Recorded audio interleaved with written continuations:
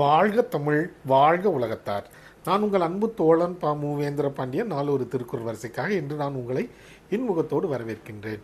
இன்றைய பொழுதில் நாம் பொருட்பாலில் 77வது அதிகாரமாக உள்ள படைமாட்சி என்ற அதிகார தலைப்பின் கீழ் அமையப்பெற்ற 765வது திருக்குறளை பற்றி அறியப் போகின்றோம். படைமாட்சி என்பதற்கு சிறந்த படையின் தன்மை என்ற பொருளில் இந்த அதிகாரத்தின் தலைப்பு அமையப்பெற்றுள்ளது. இப்பொழுது நாம் 765வது திருக்குறளுக்கு செல்வோம். கூற்றுடன்று மேல் வரினும் கூடி எதிர் நிற்கும் ஆற்றல் அதுவே படை. கூற்றுடன்று மேல் வரினும் கூடி எதிர் நிற்கும் ஆற்றல் அதுவே படை. இத்திருக்குறளுக்கான பொருள் என்னவென்பதை இப்போது நாம் காண்போம். எமனே எதிரிலே நின்று போர் செய்ய வந்தாலும் கூட அச்சமின்றி எதிர்த்து போர் செய்ய வல்லதே சிறந்த படையாகும் என்பது இத்திருக்குறளுக்கான பொருளாகும்.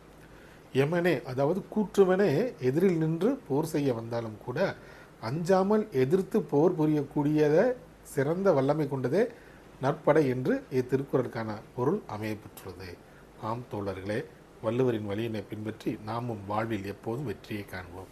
நன்றி, வணக்கம், ஜெய்ஹிந்த்.